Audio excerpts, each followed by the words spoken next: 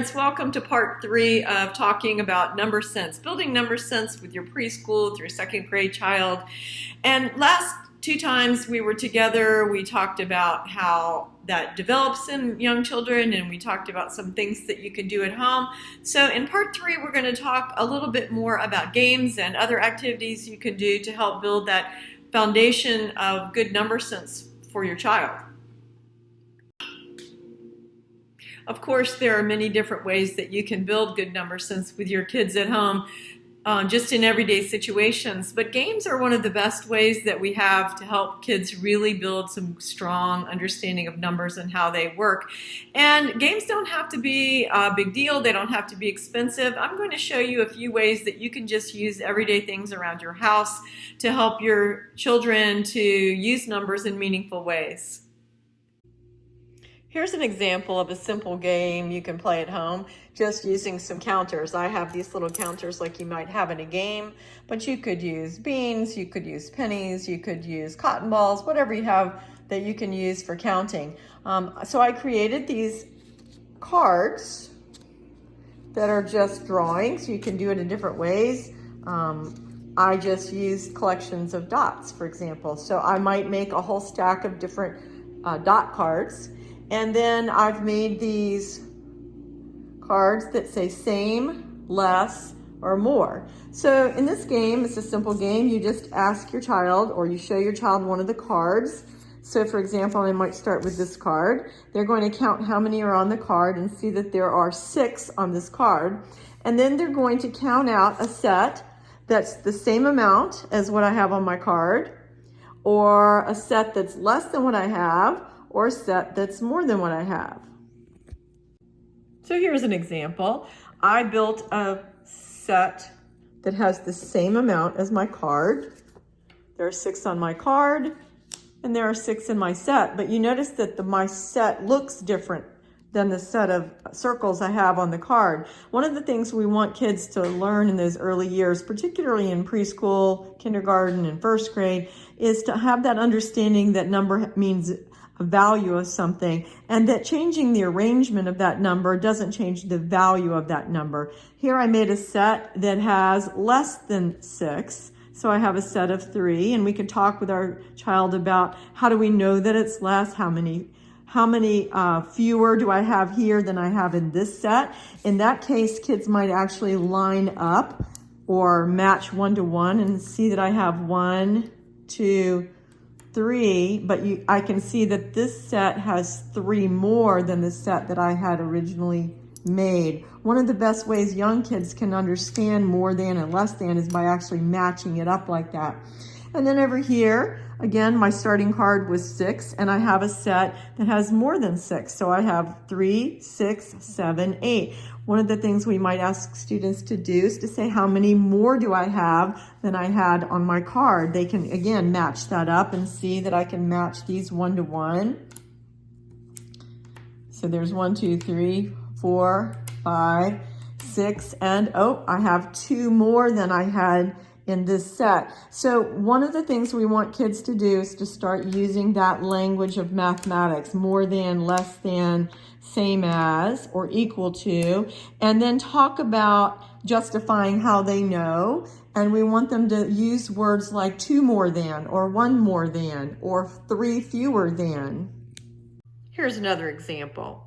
So I've chosen the card that has 4 circles on it, and I asked my child to make a set that has the same amount, and they might make it look similar to the way that I have it on my card, or they might line it up, or they might have it in a diagonal, and we talk about how we know that's the same amount, that the value of 4 is the same as the value of 4 here.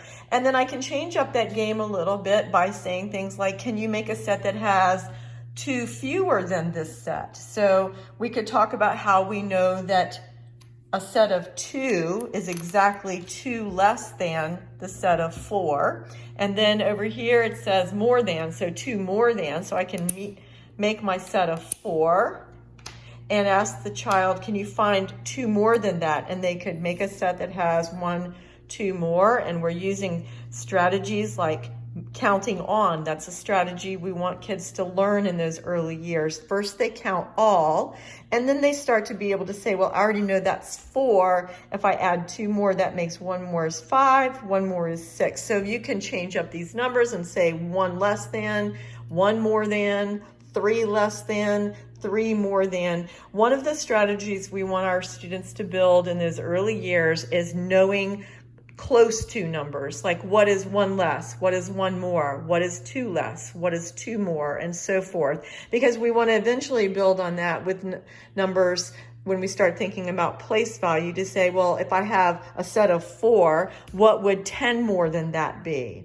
What would 2 10s more than that be? What would 3 10s more than that be? So as they start to move up into 1st and 2nd grade and they're working on numbers with place value, they see the pattern that the number of 1s didn't change, but the number of 10s I added changed. So then I start to look at the pattern of 4, 10 more is 14, 10 more is 24, what's 10 more?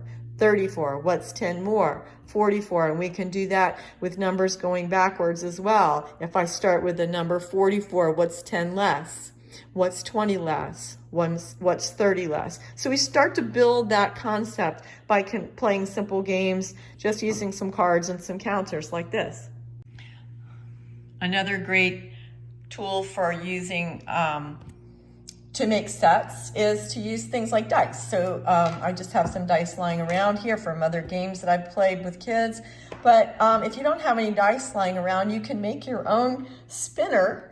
And I just took a lid from a pot and I traced around it to make a circle, and I colored in the numbers 1 through 6. You could make 1 through 10, you could make 1 through 12, you could make 1 through 20.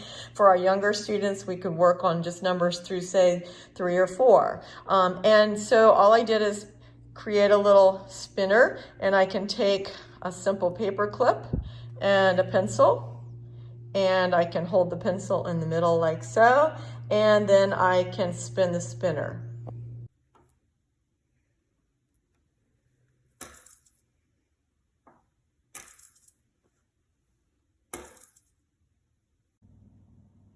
Another simple game you can make at home would just be a game that I call Fill the Towers. And this game can be played with up to 4 students, or you could make your more towers and you could play with more kids, or you could just play one-on-one with your child. So the object of the game is to either use a spinner or dice, and you just take turns rolling. And so if I roll a 2, then I put 2 counters down on my tower, and then you roll and you see what you can fill up, and the first person to fill up their tower wins the game. You can change the rules so that you have to roll exactly the same amount, or like, for example, if you have 4 empty spaces and you roll 5, then you have to skip your turn. Or you could say if you have more than that, then you can fill up your tower and start a new tower. A child could play by himself by just seeing how many rolls it takes for him to fill up all of the towers. So there are lots of variations on a simple game like this. Another favorite way to work on number sense is through literature, just simple counting books that you can get at the library, or you can find online oftentimes. This is an old favorite. It's from an old folk song. It's called Over in the Meadow. So I'm not going to read all of it, but I'll just show you a little bit of things you can do with this. So it's an old folk song, and it's a simple counting pattern. Over in the meadow, in the sand and the sun, lived an old mother turtle and her little turtle, one. Dig, said the mother. I dig, said the one. So he dug all day in the sand and the sun. Over in the meadow where the stream runs blue lived an old mother fish and her little fishes. That's right, 2. Swim, said the mother. We swim, said the 2. So they swam and they leaped where the stream runs blue. What number do you think will come next in the story? Why do you think so? Simple counting books like this are great because they almost always build on the idea of 1 more and 1 more and 1 more. Over in the meadow, in a hole in a tree, lived a mother bluebird and her little birdies, 3. Sing, said the mother. We sing, said the 3. So they sang and were glad in the hole in the tree. Over in the meadow, in the reeds on the shore, lived a mother muskrat and her little ratties 4. Dive, said the mother. We dive, said the 4. So they dived and they burrowed in the reeds on the shore. Over in the meadow in a snug beehive lived a mother honeybee and her honeybees 5. Buzz, said the mother. We buzz, said the 5. So they buzzed and they hummed near the snug beehive. Now this picture book actually goes up to 10, as many counting books do, but I might stop it after 3 or 4 or 5. So we stopped at the 5 honeybees. And I might ask my child to represent that with one of our counters, something like this. You can see that pattern books like this really help kids to start to see that pattern of one more than. We call that a growing pattern in math. So we might say to our child, can you show me how to represent the 1 turtle using our counters? And they might put down 1 tile, as I did here.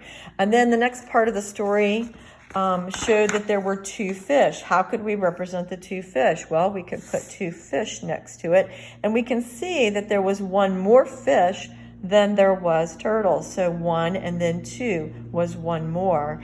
And then the next part of the story talked about the 3 birds. So we represent the 3 birds with our tiles. Again, talking about how there was 1 more bird than there were fish, and there was 1 more fish than there was turtles, and so forth. We could represent our 4 muskrats, again, looking at that pattern, that growing pattern, and then our 5 honeybees, and so forth. And we could represent all the animals in the story all the way up to 10, but we might stop along the way, as I've done here, and ask our child, can you tell me how many animals are over in the meadow now? Setting them up in a staircase kind of a pattern really shows that relationship of 1 more and 1 more and 1 more and 1 more. But it can also lead to some really good discussions by asking that question of how many animals altogether. Well, many students or many children right from the in the earliest years will probably count all of them. They'll count with 1-to-1 correspondence. 1, 2, 3, 4, 5, 6, 7, 8, 9, 10, 11, 12, 13, 14, 15. And then we can start to have some discussion. I wonder if there's another more efficient way or another easier way we might count it. Some kids will start to see that pattern of making 5. So we have 5 in this row. We almost have 5 in this row. Oh, we had 4 rats. If we added that 1 turtle, that also made 5. Oh, and then here we had 3 birds, but if we added those 2 fish, that also made 5. So we see that we were able to make 3 sets of 5, and we can count that in a really quick or efficient way by skip counting, can't we? 5, 10, 15. In our last video together, we talked about something called number bonds, or looking for relationships, ways to make a number. So this would be a perfect example of how we could use a story and represent those animals with some counters, and how we could make that transition into number patterns like this. So we had 1 turtle, 2 fish, 3 birds, 4 muskrats, and 5 bees. I'm wondering if I see a 5 here, and we know that a 5 is one of our landmark numbers, we call it, or our friendly numbers to count by, because we know how to skip count with 5s early on. Is there another combination that we could use to make 5? Oh, we used the 4 and the 1. So we can see that relationship of 1 plus 4 made another group of 5. Whoops, right here. And then, oh my gosh, we also were able to make 5 with our 3 and our 2. So let's connect that 3 and that 2 here together. That's another way to make 5. And now I can see over here that I have, just as I made up here with the real concrete materials, I can do that with our number patterns down here. I had 5, and then I had 4 and 1 made 5. And then I had 3 and 2 made 5, so I have 3 5s, or 5, 10, 15. This is the kind of activity that can really build up your child's understanding of what we call counting multiplicatively or thinking multiplicatively. Now, they don't need to know that word, but it's a way of thinking so that when they hit 3rd grade and they're really digging hard into multiplication, we want them to start being able to think in sets of or groups of, because we want them to move away from 1 plus 1 plus 1 plus 1 plus 1 kind of counting and start thinking in group counting. Another favorite book for building that sense of patterns of adding on is one of my old favorites called Roosters Off to See the World by Eric Carle. In this story, first a rooster goes off to see the world, and then two cats join him. So now we have, you can see how Eric Carle drew that in the book, 1 rooster and 2 cats. How many off to see the world now? And then 3 frogs join him, and then he shows that same pattern, 1 rooster, 2 cats, 3 frogs. How many are off to see the world now? And then 4 turtles join them. And so again, you can see the pattern that he's building over here. You don't need those specific books at all. In fact, if you go to any library that has children's books, or even look online for ones that you can find on videos and so forth, you can almost always find old, specifically folk songs are really good for that, or counting books that count up and build on that pattern of 10 or adding on 1 more each time. Here's one of my old favorites. It's called 10 Friends. And in this one, it starts by combinations, like we talked about in our last video, where we start to look at combinations that make 10. First, we have like 1 of this and 9 of that, 2 of this and 8 of that, 3 of this and 7 of that. But then it starts to branch off, and we could talk about I have 2 of one thing, and then 2 of something else, and then 2 of something else, and 2 of something else, and 2 of something else. So I have 5 pairs make 10. And there are other ways that we can put things together to make 10 of something. Another one of my favorites is this one called 12 Ways to Get to 11. So I'll just show you one example. 3 turtles sleeping, 2 frogs swimming, 1 lily pad, and 5 dragonflies darting on top of the pond. And again, you can count this with your child. Your child could get some counters out and confirm that that's a way to make 11. Are there other ways that we could make 11? Challenge your child to find all the ways that you could make a number like 11 or a number like 10. In fact, one of the things I really love about this book, 10 Friends, is in the back, the author has actually done that. But you could ask your child to problem solve that, and they could work with manipulatives and numbers to think about all the ways that you could make 10 using 1 number, or using 2 sets, or using 3 sets, or using 4 sets, and so on. Are there other ways that we could make 10, or the number 7, or the number 12, or the number 20? The last book I'll share with you is another favorite of mine that I used to read to my own kids and to my classroom students, The Napping House by Audrey Wood. So I'll just read the beginning for you so you can get the idea. There is a house, a napping house, where everyone is sleeping. And in that house there is a bed, a cozy bed, in a napping house where everyone is sleeping. And on that bed there is a granny, a snoring granny, on a cozy bed in a napping house where everyone is sleeping. And on that granny there is a child, a dreaming child, on a snoring granny, on a cozy bed in a napping house where everyone is sleeping. So again, this is a growing pattern kind of a story. And so as you can imagine, more people, more animals, more things keep getting added to the bed.